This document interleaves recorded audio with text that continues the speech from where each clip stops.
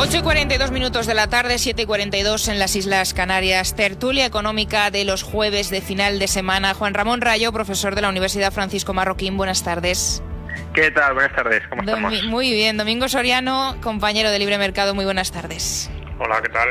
Bueno, ha sido el anuncio del día, más que nada porque hasta ayer el gobierno, los ministros, los hemos escuchado, a Isabel Rodríguez, a Félix Bolaños, negando esa propuesta que lleva desde hace tiempo lanzando el Partido Popular. Finalmente hoy, en su primera entrevista de inicio de curso, esta mañana el presidente del gobierno, pues anunciaba una bajada del IVA del gas del 21 al 5%, pero solo 3 meses.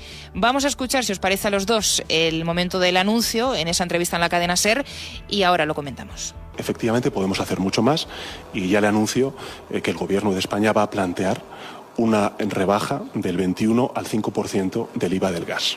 Esto lo vamos a hacer en consonancia con la política económica que estamos desplegando desde el inicio de la crisis energética, y es rebajas fiscales selectivas en beneficio de la clase media trabajadora, al tiempo también que hacemos un reparto equitativo de los costes de la guerra. Rebaja del IVA del gas del 21 al 5% de manera inmediata. Lo haremos ahora que vamos a entrar ya en el otoño y en el invierno. Yo creo que es razonable que tratemos de reducir también la factura de la calefacción de los ciudadanos y ciudadanas de nuestro país.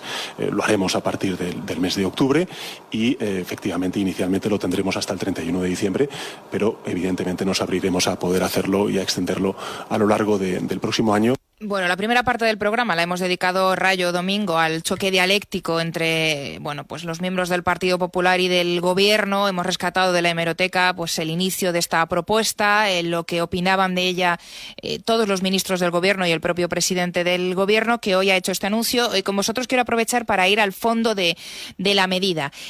Rayo, empiezo contigo, ¿es este anuncio suficiente?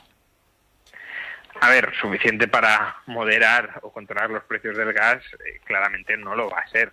De hecho, yo creo que según cómo se den las circunstancias en Europa, durante los próximos meses no sabemos cómo se van a dar, porque depende de una decisión del gobierno ruso de si corta o no corta el gas, pero nos podríamos llegar a encontrar en Europa con problemas de suministro, ya no de suministro a precio caro, sino incluso de falta de suministro a cualquier precio, sobre todo, claro, si los gobiernos intervienen para evitar determinadas subidas de precios. Entonces, ante ese escenario preocupante, catastrófico, incluso podríamos decir, pero no tan absolutamente improbable, la rebaja del IVA del gas pues es un parche. Ahora, pues es un parche que va a abaratar algo la electricidad. La cuestión es, el gas. La cuestión es por qué el gobierno, que suele ser un gobierno reacio a bajar impuestos, al menos, o a moderar la carga fiscal, al menos la carga fiscal de los impuestos directos, apuesta tanto por tanto en el mercado eléctrico como en el mercado de carburantes, como en este caso en el mercado del gas, apuesta tanto por la rebaja de impuestos indirectos. Porque esto intuitivamente a lo mejor puede sonar razonable, pues claro, si se encarece la gasolina, bajemos el precio, los impuestos sobre la gasolina y así bajará el precio de la gasolina. Si sube el precio de la electricidad, bajemos los impuestos a la electricidad y así bajará el precio de la electricidad. Si sube el precio del gas, pues bajemos el impuesto sobre el gas, en este caso el IVA, y así bajará el precio del gas.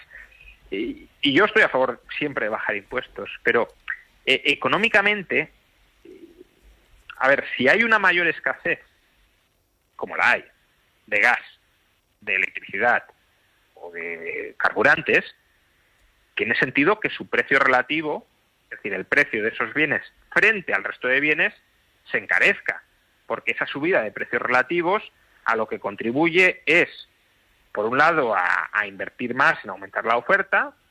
Este efecto por el lado fiscal no sería muy relevante, pero también contribuye por el lado de la demanda a que todos economicemos más, racionemos más ese bien cuya oferta se ha reducido y es más escaso.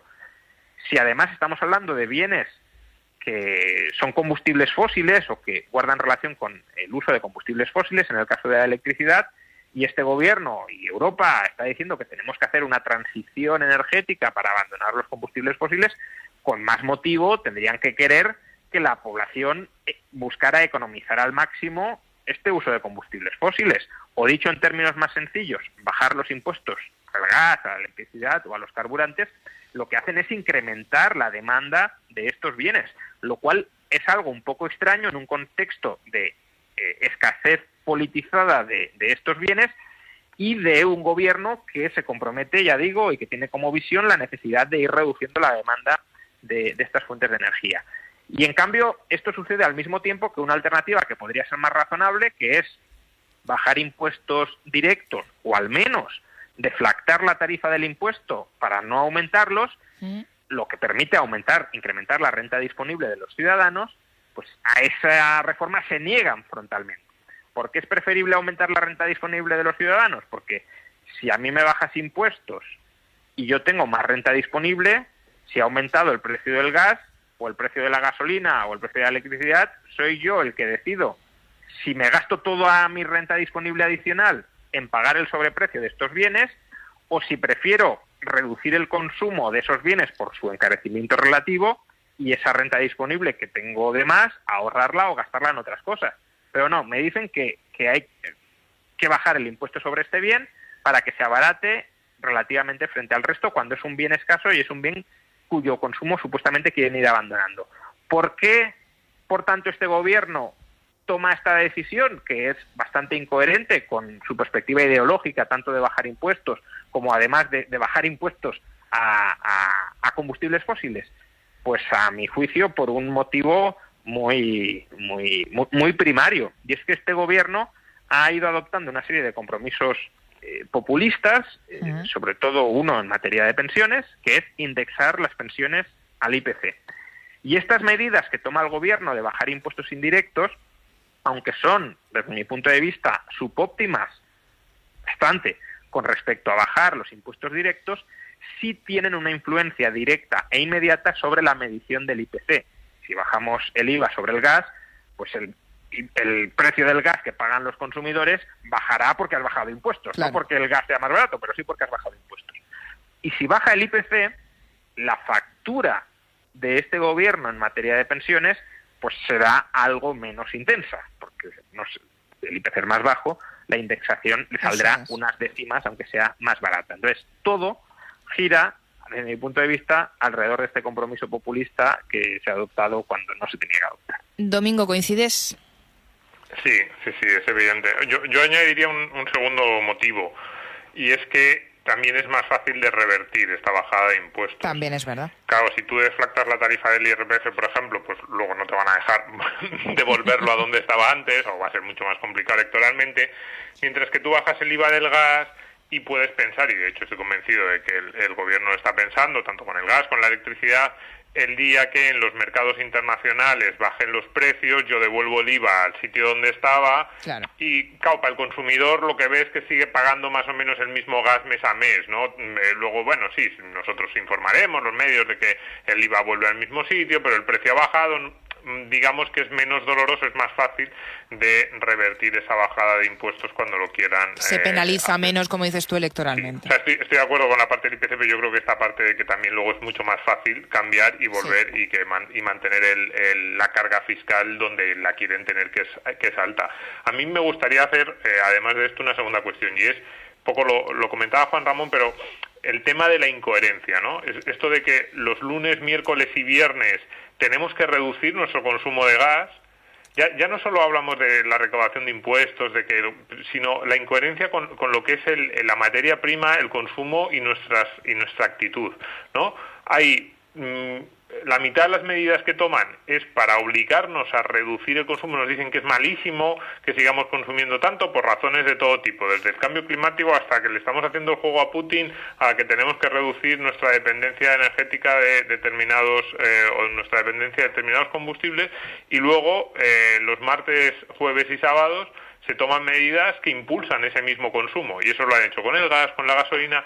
Es algo completamente absurdo, no tiene ningún sentido, y ahí estoy muy de acuerdo con la explicación que ha dado Juan Ramón de realmente, si tú quieres reducir el consumo de esos bienes y al mismo tiempo no quieres dañar a los ciudadanos, devuélvele, entre comillas, o redúcele la carga fiscal al ciudadano vía ese tipo de impuestos, por ejemplo el IRPF, y deja que las fuerzas del mercado a través de los precios, bueno, pues incentiven que la gente busque alternativas y conseguirías los dos objetivos que en teoría quieres, que es aliviar un poquito la carga a unos ciudadanos que lo están pasando muy mal con la inflación, y al mismo tiempo reducir el consumo de esas materias primas que en teoría son tan negativas, ¿no?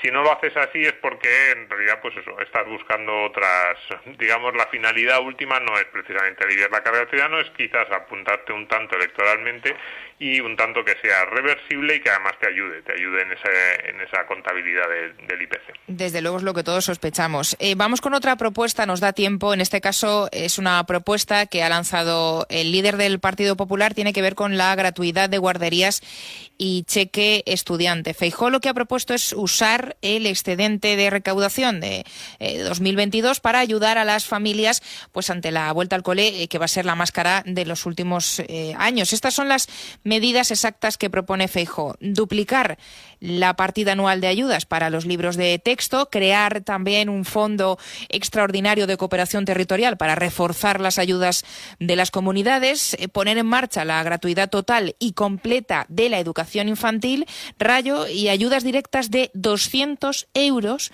por cada niño para compensar la inflación. Y te vuelvo a hacer la misma pregunta que antes. ¿Esto puede aliviar en algo a la situación a la que se van a enfrentar ahora las familias de cara al inicio del nuevo curso? Bueno, algo obviamente aliviaría, pero aquí estamos en las mismas, en incoherencia, en este caso no del gobierno, sino del líder de la oposición, y de nuevo en varios frentes. Un primer frente es que, no se puede predicar, voy a recortar impuestos, como lo predica Feijóo, por ejemplo, la rebaja del IVA sobre el gas es una propuesta de Feijóo. Voy a recortar impuestos, voy a aumentar el gasto y voy a reducir el déficit. Todo eso, al menos como principios, más allá de los números que pongamos en cada caso, que a lo mejor en algún caso puede llegar a cuadrar, pero en general, como perspectiva ideológica, es incompatible. Y si tú lanzas esos mensajes y pretendes que los votantes sistemáticamente te los compren, pues les estás engañando. O subes impuestos y subes el gasto, o bajas impuestos y bajas el gasto, o bajas impuestos y subes el gasto, pero no reduces el déficit. Pero todo a la vez no se puede. Eso es lo primero. Y segundo, que también estamos ante un caso parecido al anterior. Si tú quieres compensar la pérdida de poder adquisitivo que han experimentado los ciudadanos, no les des exactamente el dinero en aquello en lo que tú quieres que se lo gasten. Quítales menos dinero, bien a aquellas familias que a lo mejor tengan ingresos más bajos y que no paguen impuestos, pues ahí, en ese caso subsidiario, sí se puede plantear la entrega de cheques, pero para el conjunto o la mayor parte de la población, bájame los impuestos, amplíame la renta disponible y yo decido exactamente cómo gestiono ese dinero. No me des un dinero determinado para que yo lo gaste en aquello en que tú quieras que lo gaste. Entonces, bueno, creo que es una propuesta, de nuevo, de tintes populistas, de repartir dinero público que parece que sobra, aunque seguimos teniendo un déficit muy grande, y que es una propuesta que va en contra de los supuestos principios ideológicos, digo supuestos entre muchas comillas, del Partido Popular, de vamos a permitir que los ciudadanos autogestionen su vida y que el Estado se inmiscuya menos en sus finanzas personales. Domingo, acabo contigo. Sí, y además también tiene mucho que ver porque estamos hablando de dos de los sectores más intervenidos políticamente y en que menos funcionan las fuerzas del mercado. ¿No? Cuando las familias dicen, ¿cómo puede ser tan caro los libros de texto? Buena parte es verdad, la vuelta al cole le sale por un pico a muchas familias. Mochilas, uniformes, comedor, todo lo que rodea la vuelta al cole. En parte es porque, bueno, las cosas cuestan dinero, hay que comprarlas, tiene cierto sentido, pero estamos en uno de los sectores más intervenidos, en los que hay menos competencia, en los que el gobierno de todas las comunidades autónomas, quizás el de Madrid un poquito menos, pero en cualquier caso es un sector en el que no hay ningún tipo de libertad para los centros para organizarse, no hay ningún tipo de libertad para los padres para tratar de elegir cuál es el centro que más se acomoda a su forma de pensar o que les ofrece mejores alternativas también en este tipo de costes.